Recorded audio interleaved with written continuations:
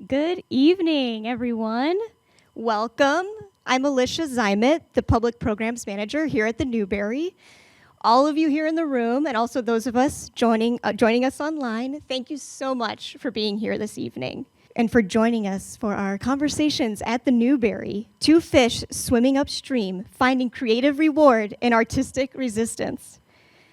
I'd like to say a special thank you to Sue and Melvin Gray for their generous support of this event. Let me please ask everyone to silence your phones and devices at this time. If you are new to the Newberry, the library supports and inspires research, teaching, and learning in the humanities. Since our founding in 1887, the Newberry has remained dedicated to deepening our collective understanding of ourselves and the world around us. We connect researchers and visitors with our collection in our reading rooms, exhibition galleries, program spaces, classrooms, and online digital resources. Our reading rooms and exhibition galleries are open to readers at no charge with no appointment necessary, Tuesday through Saturday. Our exhibition galleries will be open this evening until 7:30, so if you'd like, please plan to visit after the program. The current exhibition is Seeing Race Before Race. Programs like this one are free and open to the public, thanks to the generosity of our community of donors. To support our work, consider making a gift to the Newberry online at newberry.org. At the conclusion of tonight's event, we will convene a Q&A. Please text your questions for the speakers to 833-899-3399 at any time during the conversation this evening. You'll also find that number in your programs. Now it is my pleasure to introduce tonight's speakers. Nataki Garrett, former artistic director of the Oregon Shakespeare Festival, is widely recognized as an innovative and influential arts leader. Her approach to revitalizing classical theater is driven by both an appreciation for these works and a desire to expand their visions and audiences with new models of access. Eric Ting, the new co-director of Soho Rep Theater, is an Obie Award-winning director whose work lives at the intersection of art and community practice. The former artistic director of California Shakespeare Theater, he remains deeply committed to developing new and diverse voices for the theater. Please join me in welcoming Nataki Garrett and Eric Ting.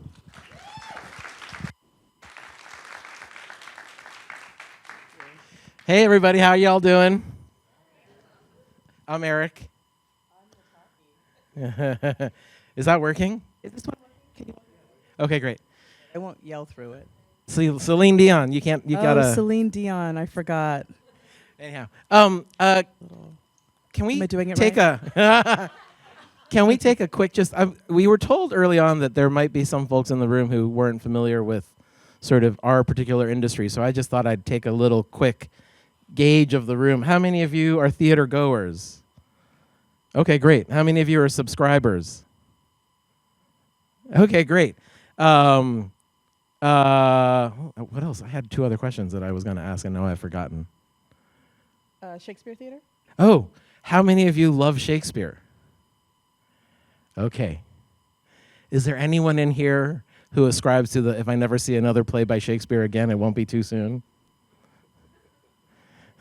Yeah, okay! No, be proud. Yes. It's all right. It's all right. Okay. Hold it up high. There, right there is your target audience. Yes. So we thought we would start a little bit just with, I was chatting with folks today as we got here and admiring the maps on the back wall, and we heard that the Newberry Library is actually very well known for its map collection. We thought we'd give a really quick map of history of the regional theater so that we could put us all in the same place for where our conversation begins. Is that all right? All right, so I'm giving you the little toe notes.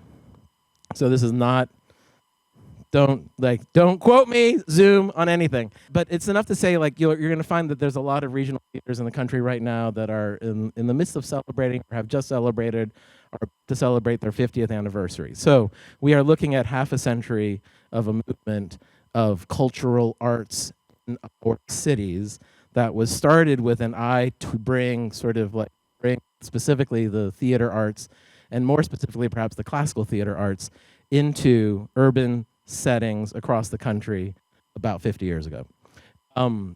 And part of the idea was to be able to sort of like create lives, like a life for artists to be able to move, to settle in these cities, build houses, have kids, all that sort of thing.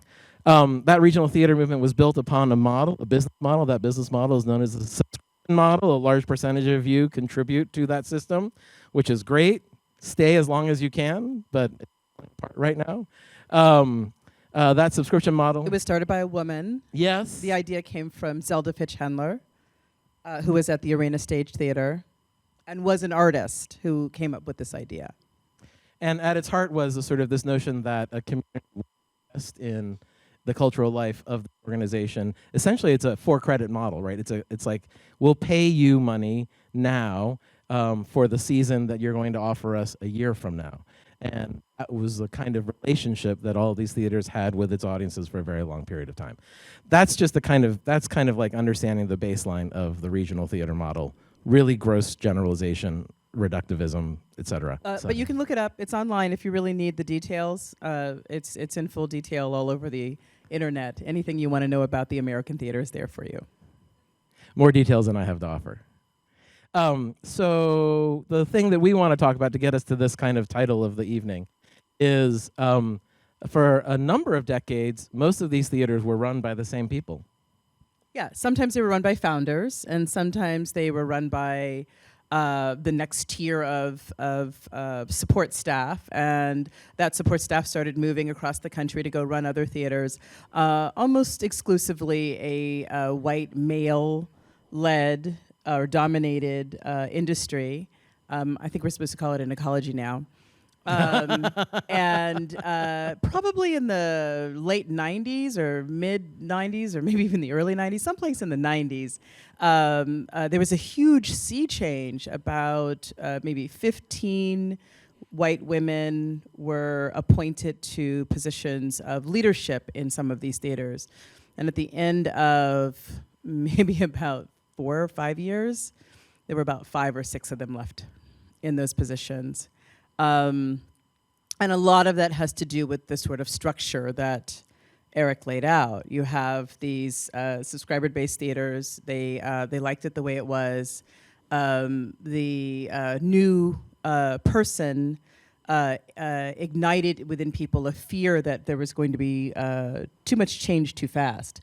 When in essence, the change that was too much and that was too fast was that you had somebody who was bodied in a different way than any of the other leaders that had ever bodied that space of leadership. And so there was a reactive, people were reactive in their pushback against a number of those leaders. And you could imagine, you know, what some of those leaders ended up having to do in order to maintain their leadership was to begin to emulate the previous leadership. And so all the ways in which you sort of call somebody a leader, I was told this once, well, if you behave like a leader, Nataki, you know, then maybe people would see you as one. And I'd be like, okay, so could you just give me the list, you know?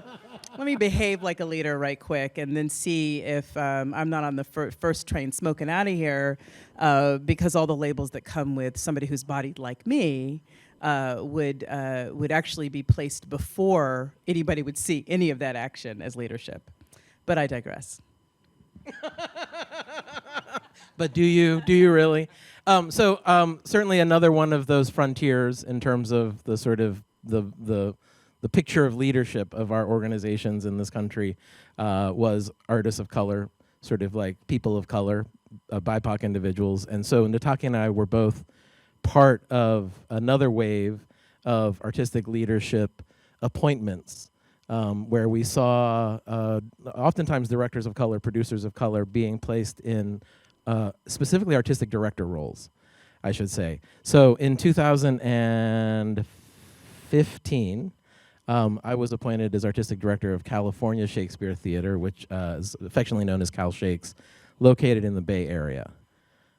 And in 2019, I was appointed as artistic director of the Oregon Shakespeare Festival. At the time, it was one of the largest theaters in the United States, and I'm the first woman to run a theater of that economic size from the artistic leadership space. And I think the reason why, at least one of the reasons why we thought this would be a really fun conversation, is because the particular theaters that the two of us were invited to lead, were Shakespeare theaters. Right? So all of you Shakespeare aficionados that are here, this is why you're here today, is to listen to a couple of us talk about sort of like what it means, what it meant, right, to step into these, like at the time that I arrived at Cal Shakes, and certainly largely homogenous spaces, right, as a person of color with an immense love of Shakespeare. Like, you know, I this is a thing that I love to say a lot, which is, I love Shakespeare, but I can't stand the culture that's built around Shakespeare, right? But I love Shakespeare. And so this impulse to be able to sort of, the impulse that I had when I was invited to run this organization was, yes, amazing, let me come, let me live and play in the works of this writer, but let me really think very thoughtfully, intentionally about the culture that we want to build around this work that we are producing. Also, it's something to think about, because I think one of the things that Eric and I share is, I would say we'd have a reflective aesthetic. I wouldn't say it's the same, right? But we tend to be adventurous artists. We tend to play around in this space of exploration and rigor, like where those two things intersect. I wouldn't call either one of us conventional theater directors. You know, I like the sort of impossible production. I like to do the things that are impossible to produce.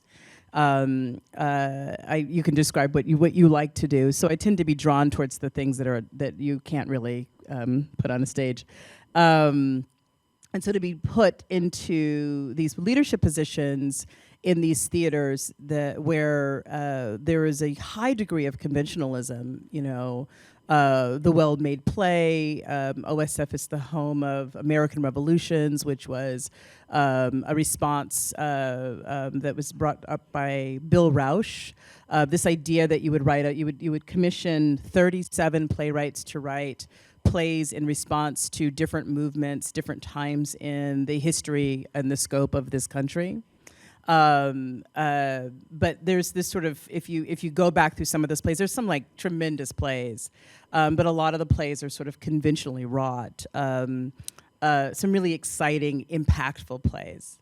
But there's this idea of this sort of traditional, right? So one of the questions that I've been pondering on since I resigned from my position at the Oregon Shakespeare Festival is what attracted those theaters to us. You know, often what we're asked is, why did you go, right? But I have the other question is like, why were they interested in these two, you know, unconventional experimentalists, if you will? I wish I could still be an experimentalist. But why would they be interested in the kind of work that we're doing, right? Pushing against the sort of edges of the fringes of the work that, you know, people come to see in those spaces. And I think there were a couple of things. So I'm going to say I'm going to put my hopes into this first thing. I think the first thing is there's an excitement around the artistry of people who are willing to take risks in their work. And I think we're all excited by that, you know? Like, we like when we come across a play in which a playwright is writing something that you've never experienced, you've never seen it done like that before. You're working with an ensemble theater that is doing something that is tremendous, and Aziza Barnes' play Blacks that I directed at Steppenwolf a few years ago, and I was working with a scenic designer who was like, well, you're talking about these sofas that are all over New York City. Why don't we just suspend them from all over the room? Like, I think there's something exciting about that, and I think that when you're looking for a way to quickly catapult your theater into a new realm, you look for sometimes what you perceive to be the most exciting, right? I think the big question when you do that is whether or not the whole of a sort of ginormous ship like what OSF was is prepared to respond to that new and exciting thing.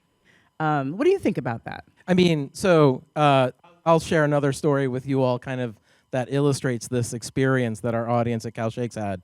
The very first show that I directed at Cal Shakes, which was the last show of my first season there, was a production of Othello.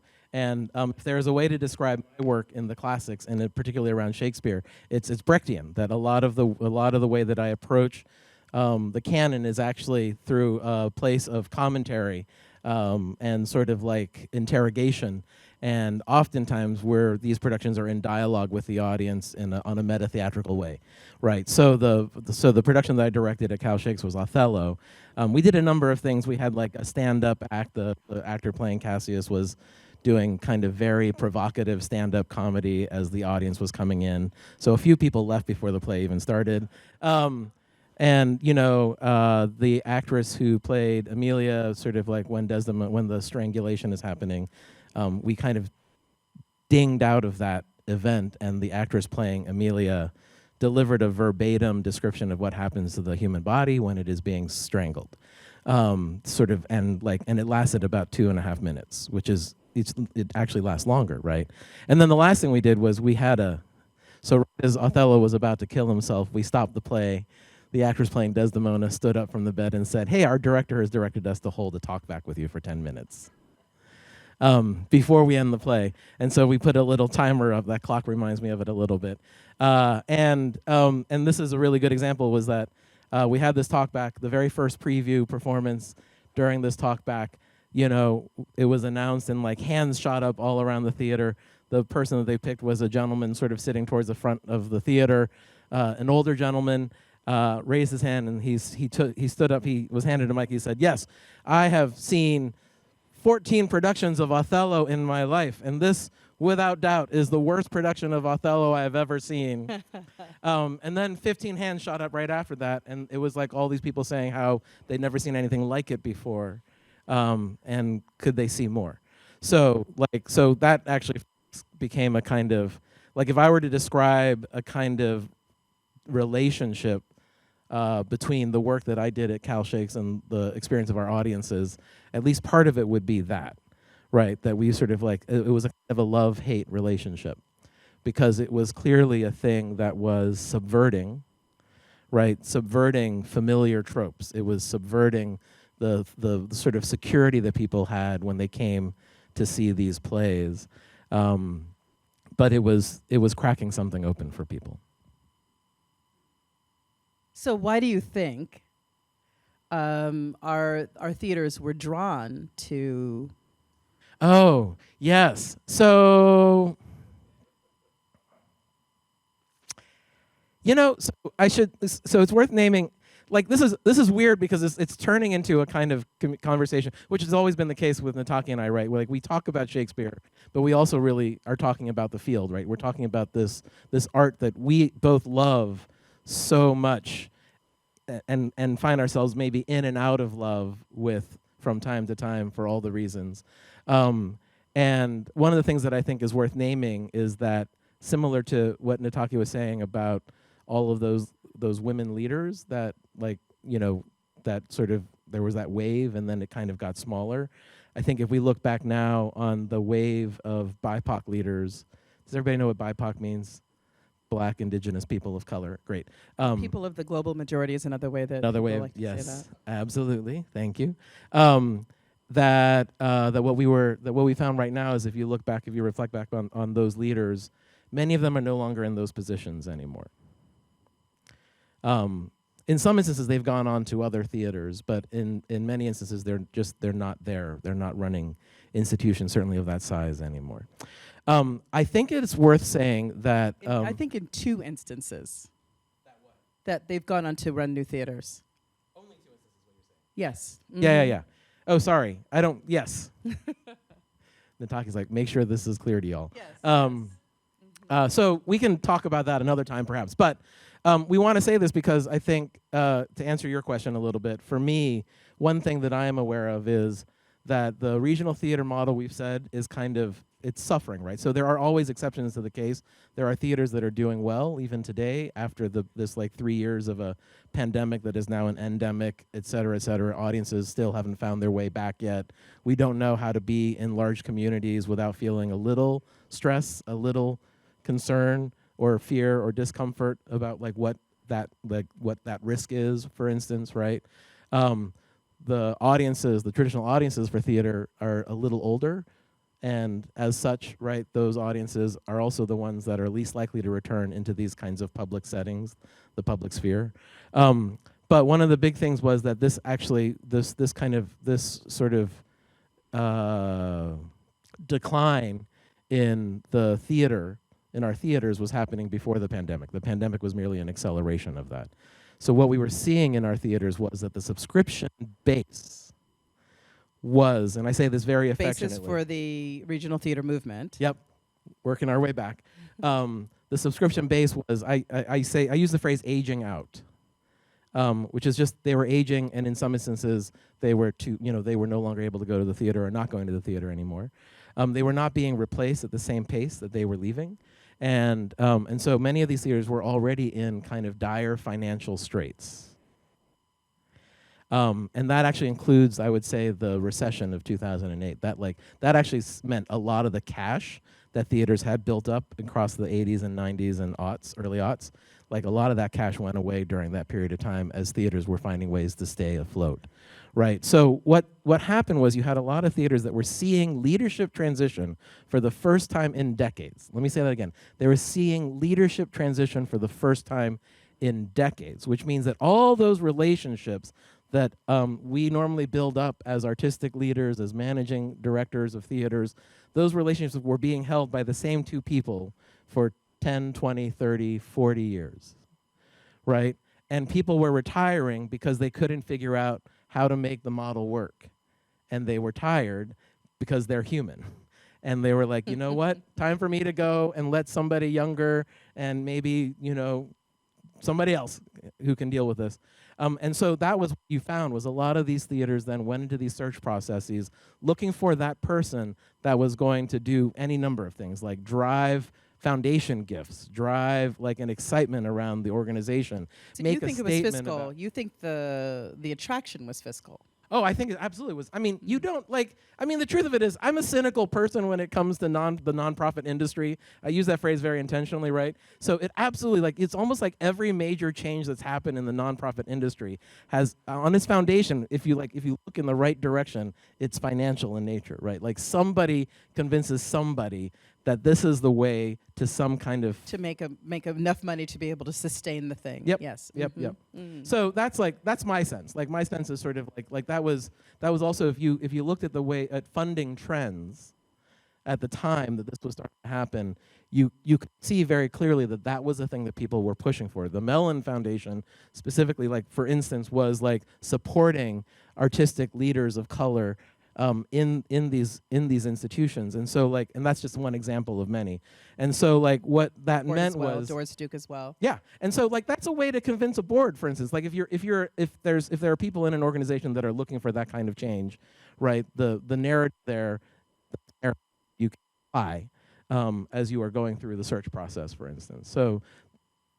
Is that the question? I don't know if that's the question. I think I'm asking an artistic question about the aesthetic and the intersection between the aesthetic of a traditional Shakespeare theater and these two unconventional fish swimming upstream.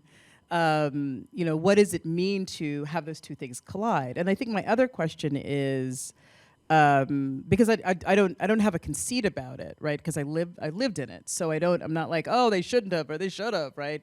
I'm just curious about what does it mean to be attracted to the light, and also know that you have to do something to sustain that light, right? You actually have to stand in the gap for that kind of light, right? Is it a trial? Is it a test to see? Is it a series of questions about whether or not something is possible? Is there a real desire on the part of these audiences, for example, to move in new directions? Is it about making sure that my friend over here changes her mind about wanting to experience Shakespeare? Is it like what is the push? You know, this is Nataki and I were chatting just before we came in here, and one of the things that we were reflecting on was how neither of us, when we first applied for these jobs, thought there was a chance in hell that we would ever get them. No way in hell. Yeah, I mean, you only had to look at our resumes, and there was nothing about our resumes that suggested that we were the right people to run. Mine wasn't that. I actually. Oh, really? I wouldn't have you had a applied. good resume. I had a bad resume for this. You did not have a bad resume. Stop it. I wouldn't have applied for the job if I didn't know I could do it. Right, so I was clear, you know, that because I love this industry too much, to put myself in a situation to test it, to see if it could take on, you know, crazy old me. Right, that would be terrible. I've run institutions before. I knew I could run this one, but I was like, there's no way that this American theater ecology is ever going to hire me. A woman who is bodied like me, maybe even perhaps a woman at all, ever again, after Libby Apple. There's no way they're gonna hire me, right? So I was like, well, what's the hell in applying? If they're not gonna hire me, at least, you know, I don't want to wake up 20 years from now asking myself, why didn't you apply for that, right? You know, this is one of those jobs, right? This is one of those platforms from which you can do so much, make so much change. You know, I come from a lineage of revolutionaries, and one of the things that both my parents talk about is how revolution requires at least, you know, 10 years of preparation, right? And a lot of that preparation is about getting the people ready for the thing that you're trying to do, whatever kind of work you're trying to implement. And so it's really about providing, and that the work is actually for the people, right? So I've never actually had an horizon line that didn't include, like, how am I doing this work for the people? And I was like, from that platform, there's so many people, right? There's $44 million, you could do a lot with that, right? There are a lot of artists that you can serve. There are audiences that can come and take a part in it. There's work to be produced. There are plays to be written. There are adaptations of Shakespeare to be dabbled in. There are full productions coming from the minds of people who are not traditionally hired to direct Shakespeare. You know, I was like, there's like nothing but, it's the gift that keeps on giving. It just yields and yields and yields. And so of course I'm gonna pursue that platform. So I don't know if my question is about the money, because I think, like, I get it, right? You know, nonprofits are always in pursuit of cash, but I'm also curious about the aesthetic, right? Especially, so that was like a big sea change that we came in on, a big sea change, like a big old wave that brought Eric and I into these spaces. But I'm so curious about, you know, because right now that's like a wave wanes. And in the waning, there isn't as much focus on hiring people who are essentially artists and who are essentially crackpot, crazy people who are interested in the big idea, and not necessarily a big push towards people of color, and not necessarily a big push towards women of color in particular.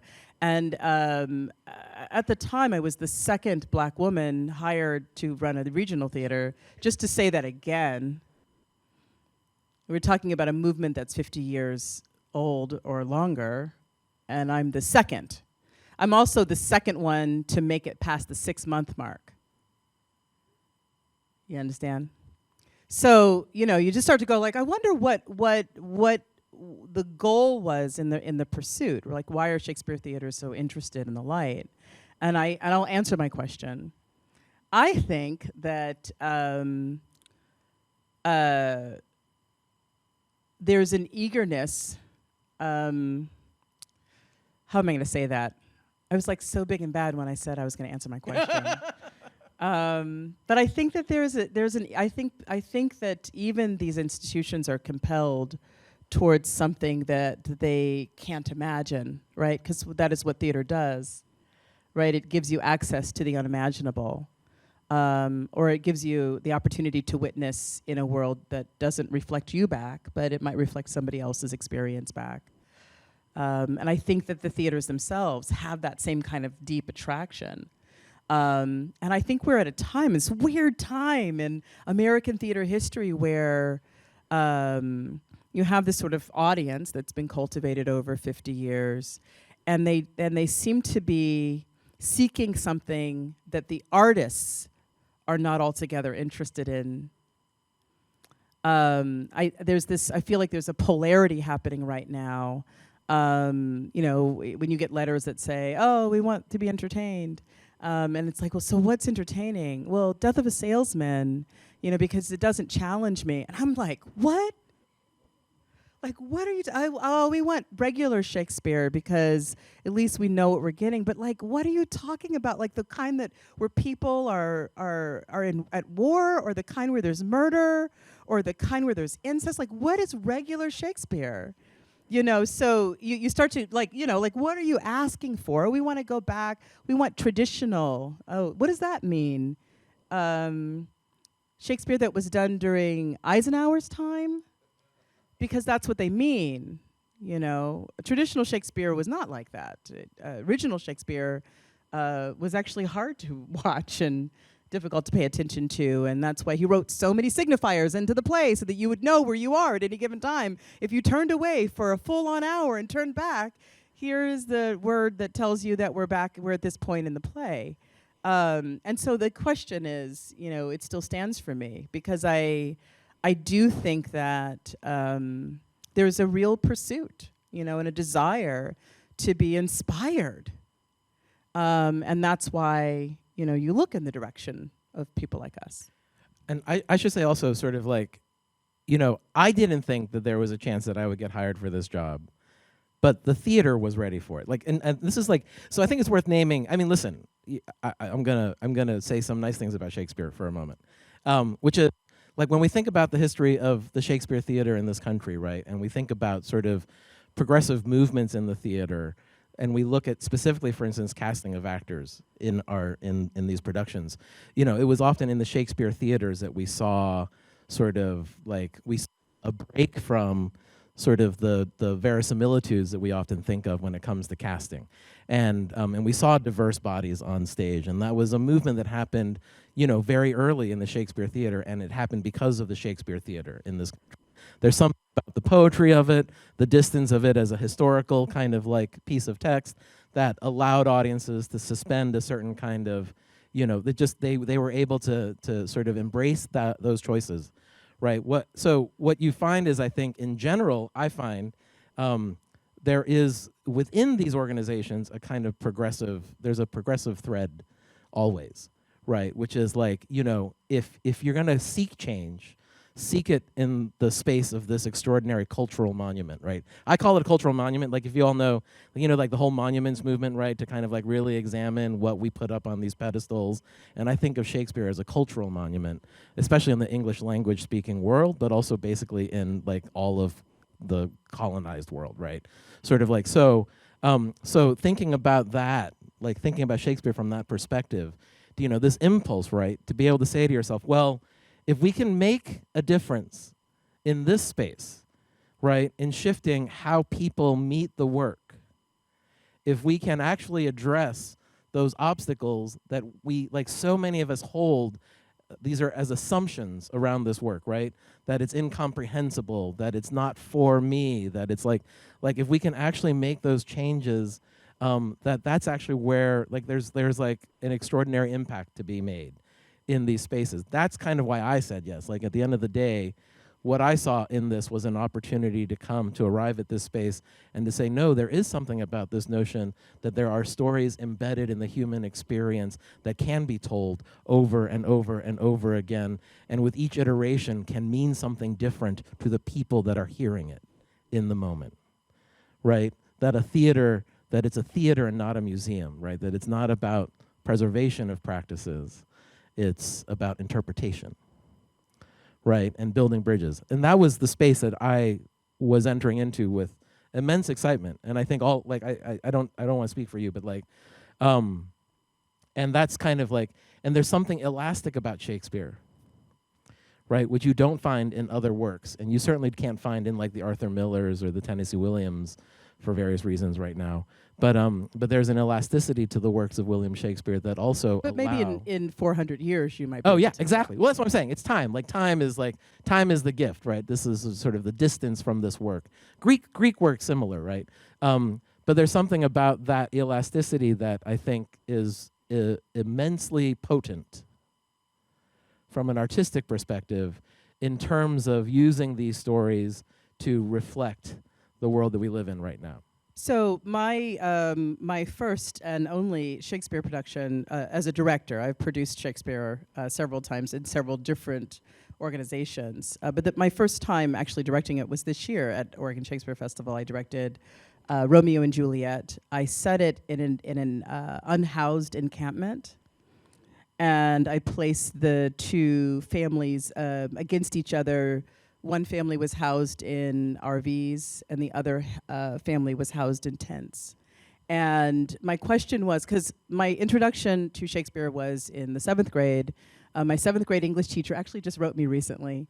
Verda Delp taught Shakespeare to a group of 7th graders as if the language belonged to us. So I didn't have that, and I've never suffered from this like idea that Shakespeare wasn't for me. I think some people do. So, my mother would tell you that, she was told that it wasn't for her, and then like, here, read this book. And so I never had that. We read the play, we performed it, we wrote, we did artistic projects on it. Some people did interpretive dance, and I wrote a poem. So it was about it was like gifting the language to a group of children. Which is, I think, what the point of the text is a way, as a gift, which poetry is a gift, an image. And so my question was, my 7th grade self, this part never, I still have this question. I remember when I read it thinking, I like this play because it's about teenagers and, I feel like it's about me in some ways. But you have all these really unhappy, extremely rich white people. I remember feeling like, why are they so unhappy? They got money and they got things, they got servants. I just couldn't fathom why they were so unhappy and why the adults made these terrible rules, which I felt even then, and I still feel these rules without really interrogating how those rules affect the lives of their progeny. So the rules become more important than the future, right? The present is more important than the future. So I sought to uncover, why that is. So when you remove all of the accoutrement of these families and you just get them down to, what is this battle between these two families and what does it mean for these children to fall in love? And, then I don't have to worry about whether or not Juliet is more advanced or Romeo is less advanced, or, I don't have to worry. I could just actually ask the questions about what does this play mean to our basic humanity, and how can I create as many access points to this play for a future generation, right? How can I make it a play? My mother, of course, because she was taught Shakespeare as if it wasn't for her. So how can I make it a play that my mother actually feels like she can access and cry in and reflect in, see herself in? My mother's not unhoused. And so the point for me, the thing I've always been excited about with Shakespeare is this point of access, knowing that there's a place in which I can enter the space. I can enter the space of the text, never feeling like there isn't a space, that my job was to look for that space within the text, right? That's what the goal was. And so I'm sometimes Brechtian, but I'm not where Shakespeare is concerned. I'm really excited by the quest, by the discovery, right? And so I think you're right about the sort of centralizing this idea of the art. I think you're right about that. And that's why I asked the question about this sort of schism between what audiences are, and I hear that your local Shakespeare Theater is doing okay, that, that the audiences are coming back. But I'm so curious about this time that we're in. I remember when I first got to OSF, there was this conversation about, what is that? Commissioning project, Play On, which is a series of translations. Everyone knows what this is? Play On is a series of translations where they commissioned 39 playwrights to write translations of Shakespeare's plays. And there was this big brouhaha within the collective OSF community about whether or not this was right. Can you do this? What does this mean? Is it an attack on the language? Why not just leave it alone? There was this, and I like this kinds of conversations personally, because my thing is let's try it and see, let's see what happens if you make the language accessible in these ways. I don't think Shakespeare would mind because he rewrote those plays over and over. So, and then they were rewritten by the people who published them. And, so I don't think that there's a kind of adherence to language in the same way. But I was excited by the passion that people were driven through this conversation, where you have these artists responding to this, 400-year-old material, looking for a point of entry that is now. And then you had an audience that was like, this is abhorrent. How dare you do this? This is the worst thing you could possibly do with Shakespeare is adapt and interpret it, which is I don't understand. It's like what every director does. Every director does everywhere. Because, and then it gets down to my question was then does it matter who does it? Are we more concerned about who is doing that, right? Because, of course, Play On commissioned a number of artists, a lot of artists of color, artists who were women, artists who were non-binary. You sort of, the scope of possibilities. And you had this audience that was in kind of full rebellion against this idea. To date, OSF has not produced one of the Play On plays, but I think that was the Cal Shakes has. Cal Shakes. I think that was the last production at Cal Shakes, which was a tremendous piece that was adapted by Marcus Gardley, King Lear. It was tremendous, genius. And actually, what's interesting is that it wasn't very different. It's not like you went, oh no, he gets in a Toyota and he drives, it was really, he was very reverent and passionate about the language and material. And again, just looking for, like Verda Delp gave me, opportunities for access through language, and questions that he had as an artist. What was the pushback? Did you get pushback from that play, or did you? Because I sat in a room full of people who were like, "This is amazing." No, no, we got. All producing is about finding. Sometimes, I shouldn't say all producing, but sometimes when you're producing, what you're trying to do is you're trying to put together the right set of ingredients that leaves you with the fewest no's, right? You want to just, and Marcus is already beloved in the Bay Area, so that was our entree into that particular sort of idea, right? People were coming out for Marcus's language, actually more than they were coming out for Shakespeare's language, in many instances, and that's fine. That was great. But I think we're coming up on time for Q&A. Are you ready for that? Let's jump into some questions. Did you all text your questions? Unless Okay, y'all good. don't have any questions. Are there questions? Okay. And then we'll try and save 2 or 3 minutes to kind of close. Okay, let me see here. We did get a few in. Please keep sending them if you have them. Okay. Where do I want to start? Okay, let's start with this. Are there particular Shakespeare plays that you felt you had more creative freedom with?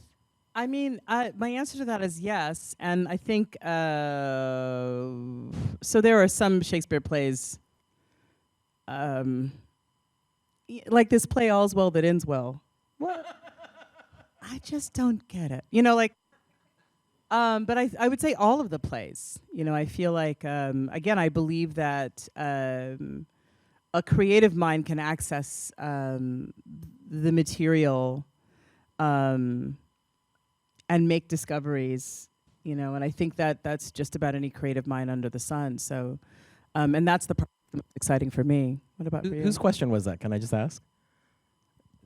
It Oh, could be maybe it came from online. the Zoom. It could be online, yeah. So what I would say, hi Zoom. For me, at any rate, the plays that I found most filling were sort of the works in the canon that have been identified as problem plays, but not in the classic kind of academic sort of way, but in the really, can you put a play like that on in front of a 21st century audience anymore?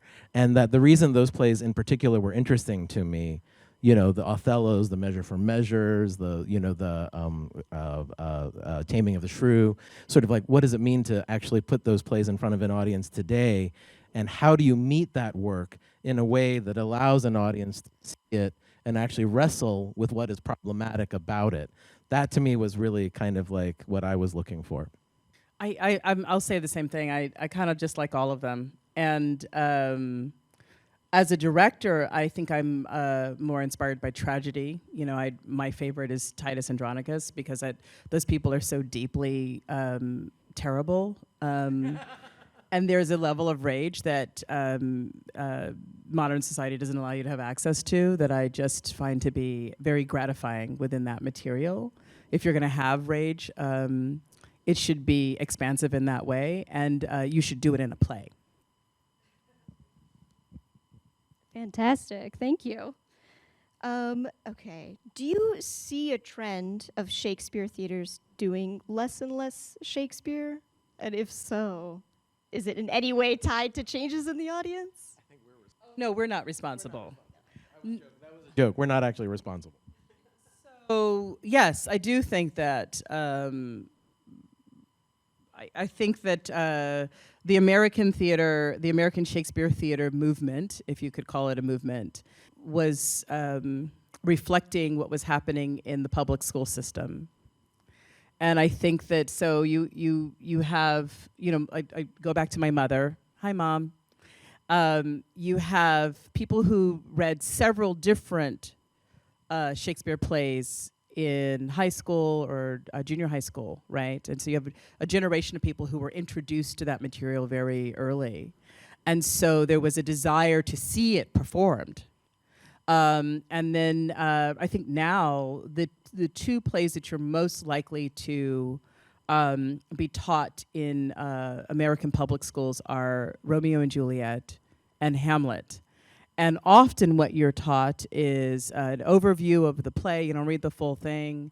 You read maybe a soliloquy or a scene that is famous, and then you're asked to respond to that scene so that when you take a test that asks you about that scene, you have access to that test in your memory, to that material in your memory. But you're not necessarily being taught the sort of poetry of the play.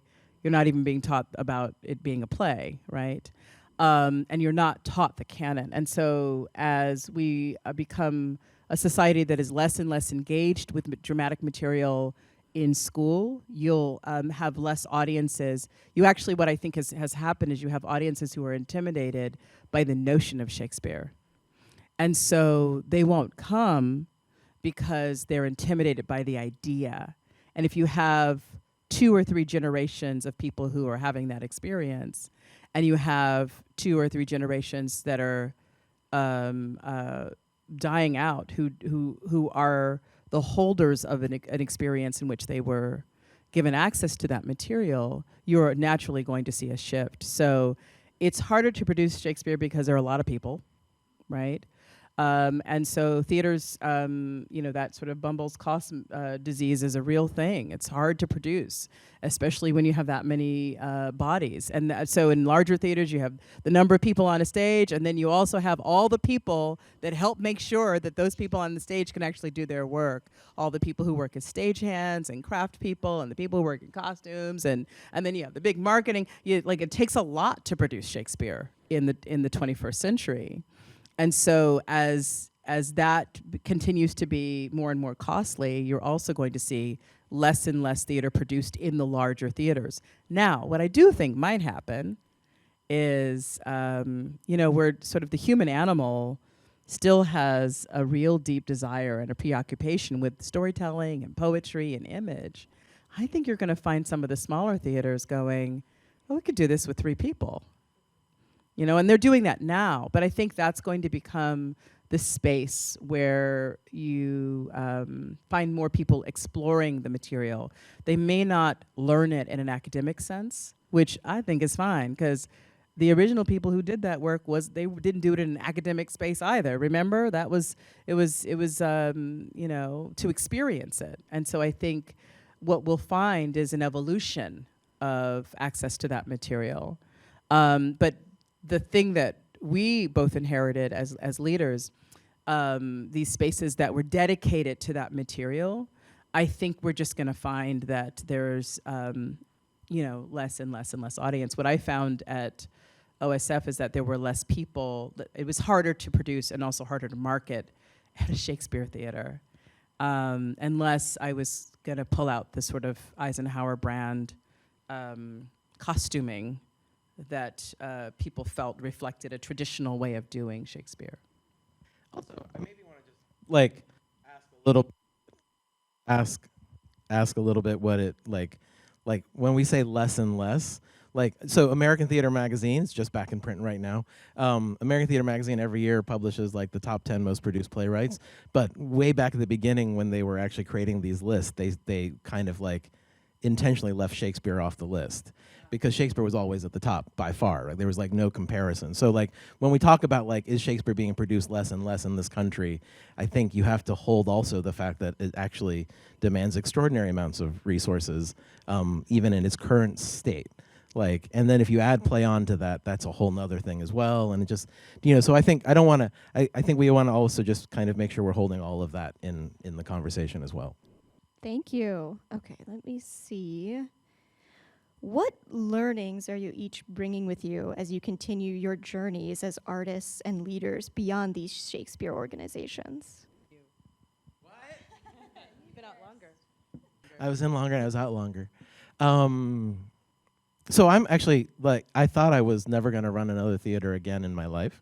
But I'm actually now we're in a co-director model. So I'm a co-director with 2 other co-directors of a small experimental theater company in New York City called Soho Rep. And Soho Rep was the theater that gave me my New York City debut, and is responsible for some of the great works of the theater right now, sort of like Jackie Sibley's Drury's Fairview came out of there. Brandon Jacob Jenkins' Octoroon premiered there. So that's just a couple of the plays. I would say that I think there's a lesson that I take from working in a Shakespeare theater, right, which is a lesson about change, and how we manage it, and how we respond to it, and how very different and sometimes very extreme different people's response to it can be. Right, because I think for me, I think sort of there's 2 ways to look at change. There's from way, way high up above, and then there's from right in the middle of it. And most of us see change from right in the middle of it. Right, so when we see something different that's being presented to us that is different from what we are accustomed to, we tend to take that personally. It's just kind of in human nature. From a high level, when we look at the change, it becomes something much clearer and much more gradual. But down in the middle and the thick of it, right, what we're looking at someone trying to take something away from us. There's almost always that, right? There's almost always that. If I'm trying to kind of make something mean something more to people that it hasn't meant anything to for a very long time, there will be someone who thinks that I'm trying to take something away from them. So this whole notion of change, right, and how we as human beings, how we as artists, how we as leaders, how we as sort of citizens and civic participants in our communities, how we approach change, how we meet moments of change, how we invite change, how we embrace change. Are we brittle? Are we flexible? Do we bend with it? Do we change with it? Do we fight it? Right? Those are kind of a test of who we are. You know, and so that was the thing that I became very intimate with, kind of working at a Shakespeare theater, because the Shakespeare that I was interested in doing was very different from the Shakespeare that many of our audiences had been accustomed to. And that relationship with this work, right, was so dear. Like, listen, like, there are few people that, like, have a deeper relationship with a playwright than lovers of Shakespeare. Like, there's something about this idea that, like, you grow up with it as literature. You can quote full passages of the play. You remember 17 different performances of the work. Like, whatever that is, right, that is part of what makes the culture around Shakespeare. That's not the part that I can't stand. The part that I can't stand is the part that says, because this is my Shakespeare, it's not yours. Right, and that's where it gets really complicated, because, like, all we were trying to do was offer another way of thinking about these works. And what people thought was we were trying to change it forever, but Shakespeare from high above isn't going to change anytime soon. Right? These are small, immediate, intimate shifts.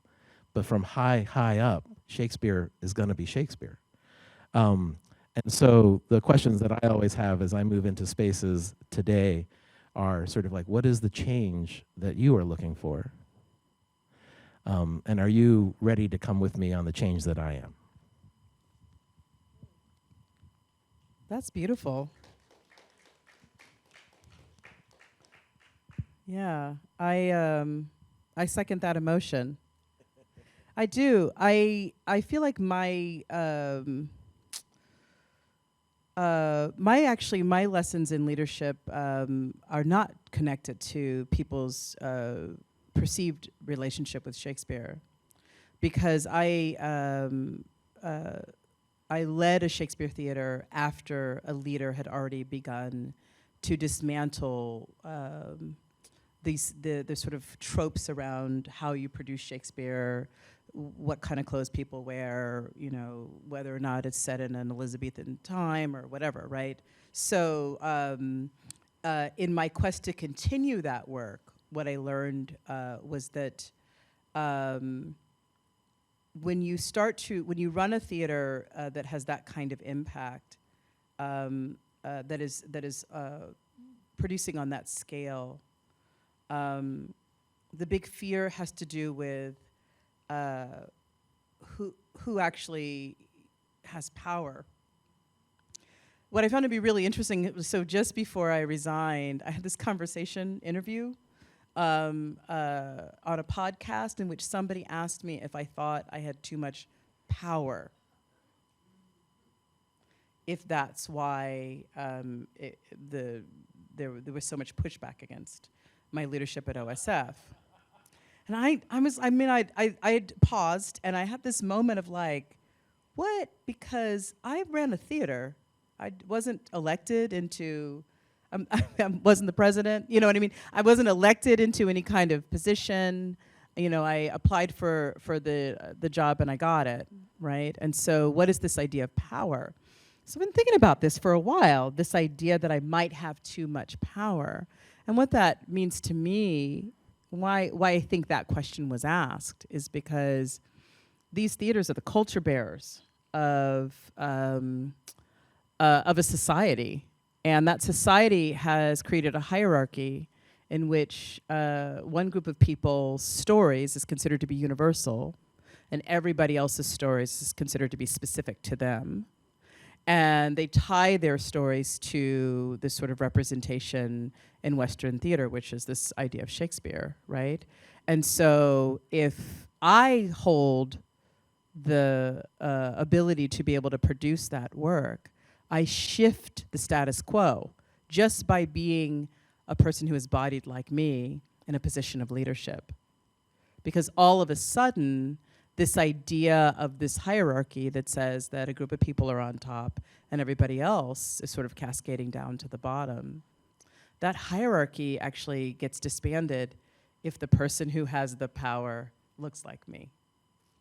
And I learned that up close. I learned that at a couple of theaters. I used to be the acting artistic director at the Denver Center, and I produced a Macbeth there. And there was a lot of pushback against that Macbeth and the work. Sorry, are we in a theater?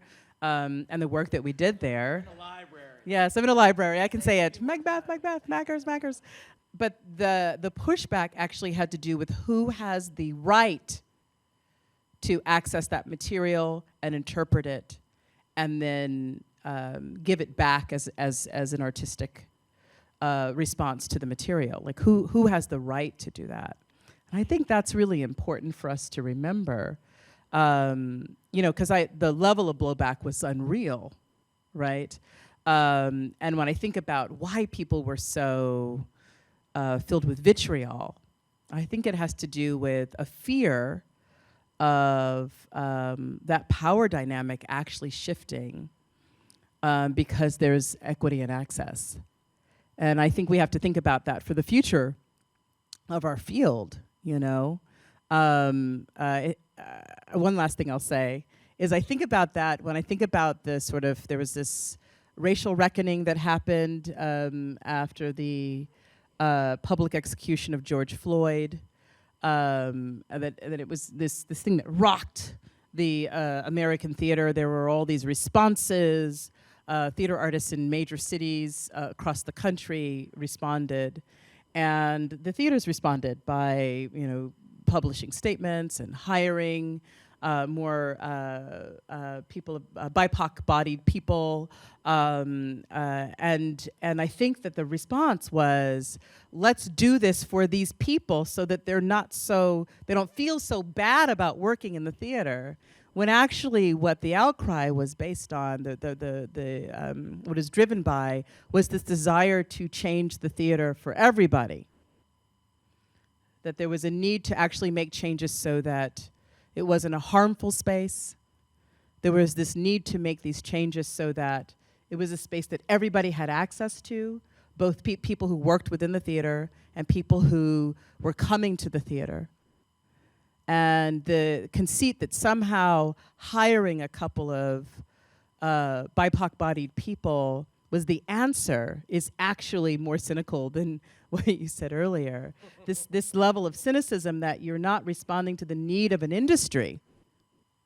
You're responding to the need of a subset within that industry. It's tied to this idea of this hierarchy.